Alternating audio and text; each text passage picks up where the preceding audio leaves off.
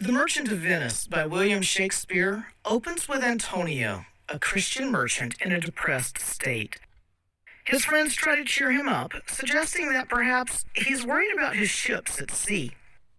Then Antonio's dear friend, Bassanio, an aristocrat who has lost all of his money, comes to ask Antonio for a monetary loan so that he, Bassanio, can travel to Belmont to woo a wealthy heiress named Portia.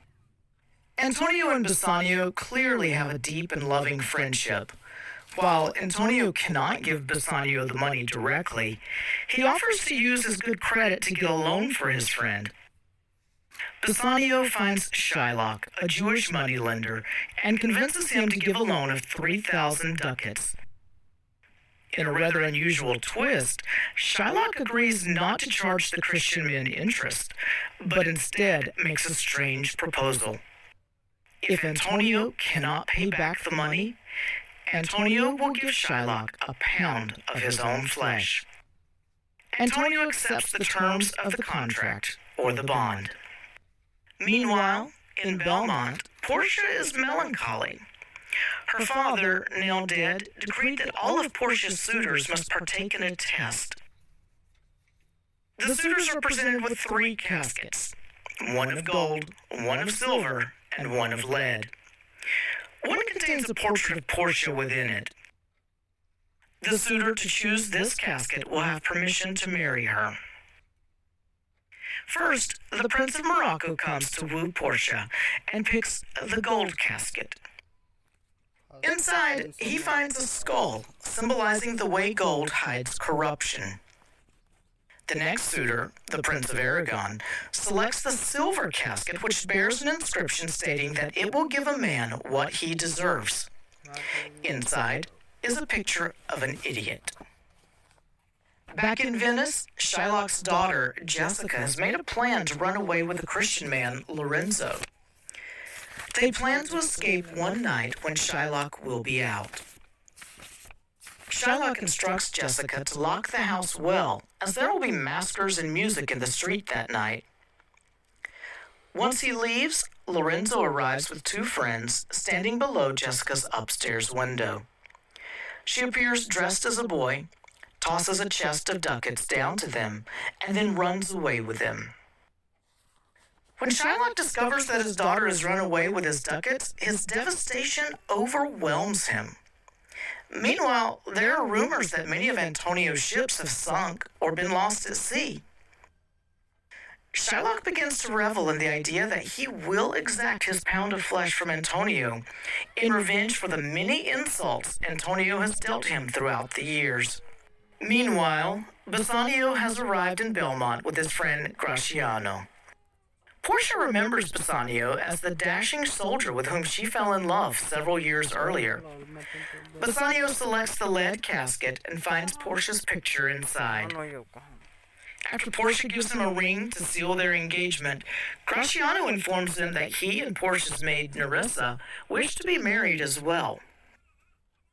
Bassanio receives a letter from Antonio stating he cannot repay Shylock and must forfeit a pound of flesh. Portia tells Bassanio to take 6,000 ducats, twice the original amount owed, and return to Venice where he can pay Shylock and cancel the contract.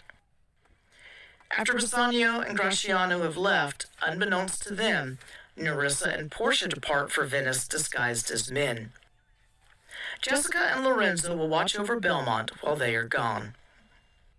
Back in Venice, in a court of justice, the Duke pleads with Shylock to forgive the contract and let Antonio go free. Shylock refuses, even when Bassanio offers the higher payment. The court then waits for a doctor of the law to arrive. Nerissa enters the court and hands the Duke a letter stating a Dr. Bellario has sent an educated young doctor in his place. Portia tries to persuade Shylock to spare Antonio's life through an appeal to mercy. When Shylock won't budge, Portia grants him his pound of flesh. Shylock holds a knife ready to cut into Antonio's breast. Suddenly, Portia stops him. He may have his pound of flesh, she says, but not a single drop of blood. and the flesh must weigh exactly 1 pound. No more, no less, or Venice can confiscate his lands and goods. Shylock, clearly unable to comply, backs down, saying he will accept 3 times the original amount owed to him. But Portia refuses and presses on. In demanding Antonio's flesh, Shylock was prepared to take his life. If any foreigner conspires against the life of a Venetian, half his wealth is to be given to the man against whom he conspired. Half is taken by the state, and the Duke can have the conspirer put to death. At this point, the Duke pardons Shylock's life, and Antonio tells the court he will forgive the fine of half of Shylock's wealth, provided Shylock converts to Christianity. The money due to Antonio will go to Lorenzo and Jessica after Shylock's death. Shylock has essentially lost everything. After the trial, Bassanio offers Dr. Balthazar, Portia in disguise, for his good work anything he desires. Portia asks him for the ring, and Antonio convinces Bassanio to give it to her. Likewise, Nerissa, dressed as Balthazar's clerk, requests and receives her ring from Gratiano. Portia and Nerissa return to Belmont dressed as themselves.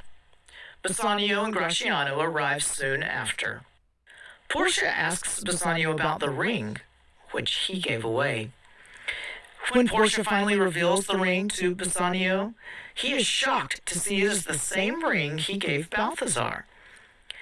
Portia and Nerissa then tell the truth about Balthazar and his clerk. The play ends with the 3 happy couples going to bed: Lorenzo and Jessica, Nerissa and Gratiano, as well as Portia and Bassanio. Still, Antonio remains outside this circle of married friends, and of course, back in Venice, Shylock has been undone completely.